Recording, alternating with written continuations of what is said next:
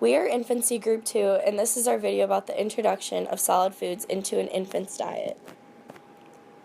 An infant is a child in between the time span that they are born and when they turn 1 year of age. Typical infants during the first few months are capable of basic reflexes such as rooting and suckling, but are unable to support themselves or associate speech with needs and wants.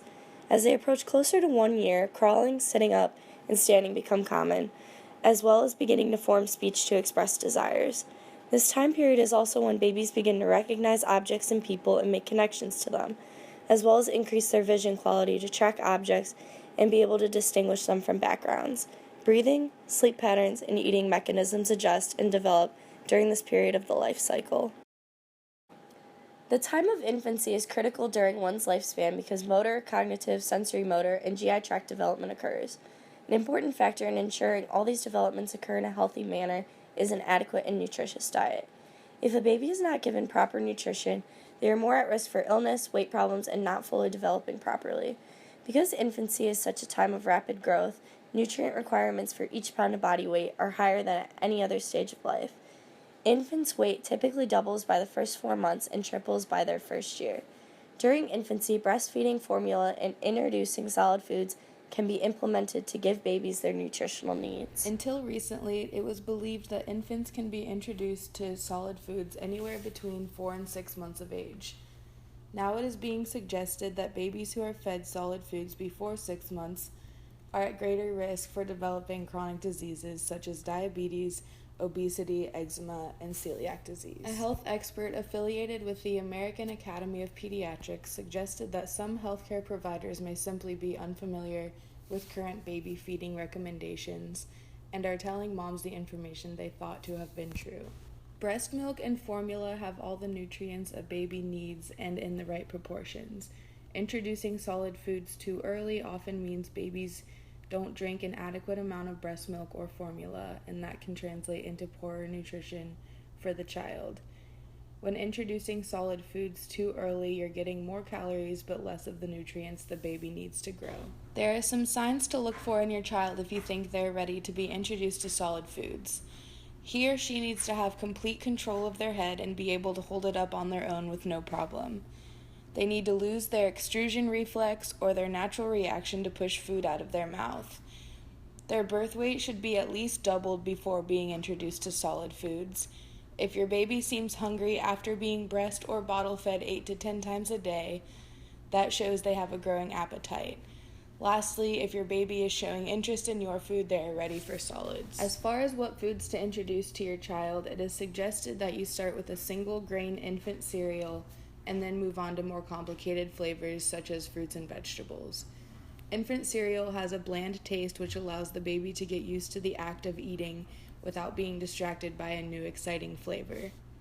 Next, you can introduce fruits and vegetables. When doing so, give your baby the same fruit or vegetable for 3 days in a row. This will give you time to see if the baby has an allergy to the food, as a reaction can occur up to 7 days after the feeding. Don't introduce any mixed fruits or vegetables until the baby has tried all of them separately in the event of an allergic reaction. There are 5 key nutrients that all babies need: iron, calcium, zinc, fat-soluble vitamins A, D, E, and K, and water-soluble vitamins B and C. Iron is crucial for brain development of the baby. The daily recommendation of iron for infants is 11 milligrams. 2 servings of iron-fortified baby cereal will get you to that recommended amount. Other iron-rich foods include meat, poultry, fish, avocados, broccoli, chickpeas, and spinach. Calcium helps in developing bone mass. This is necessary to prevent bone fractures or other injuries when the child gets old enough to do any sort of physical activity.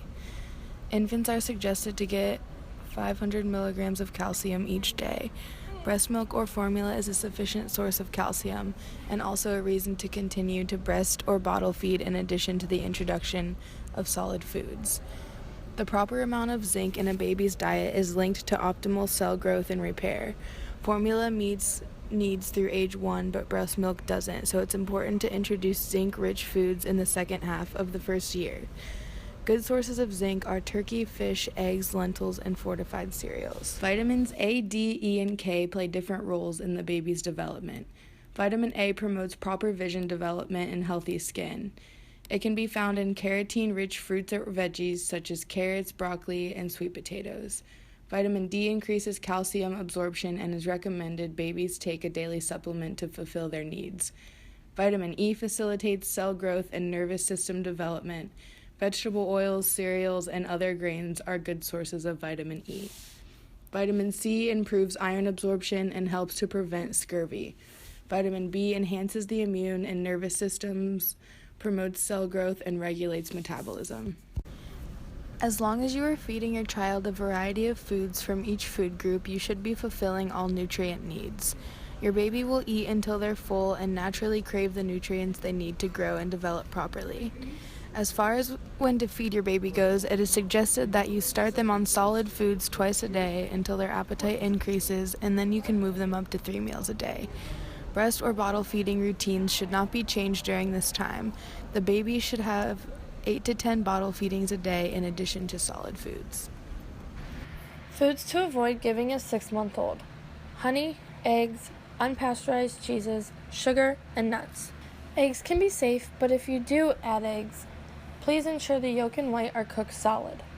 For unpasteurized cheese, no brie or blue cheese before 12 months due to the risk of Listeria infection. Nuts, chopped and whole, are not recommended due to the risk of choking, but also risk of allergic reaction to nuts. As for honey, it should not be given before 1 year, as it contains a type of bacteria that can result in potentially serious illness called infant botulism. When it comes to sugar, unless food is really tart, don't add sugar. Adding sugar is habit-forming and increases the risk of tooth decay. When following a healthy diet, you should begin to see growth in your infant. At a year old, your child's weight will be about triple her birth weight, and she will be about 50% taller. Her strength and agility will increase. At 6 to 8 months, her first teeth will appear, a process that may be heralded by increased crankiness. Your baby will begin to understand simple commands like no and give me, though it will be several more months before she speaks her first words. She is also naturally curious about her environment and will use her newly developed motor skills to explore. By 8 months, many infants can drag themselves along the floor on their elbows, and they may get up on all fours and begin to crawl. When introducing your infant to solid foods, you should be aware of different possible food allergies. If they have a milk allergy, you're going to have to look for a calcium replacement. 1 cup of leafy greens have as much calcium as 4 ounces of milk. If your infant has an egg or peanut allergy, as long as they have a variety of other foods in their diet, they should be fine. If your infant has a wheat allergy, you can replace their wheat with other grains such as corn, rice, barley, or oats.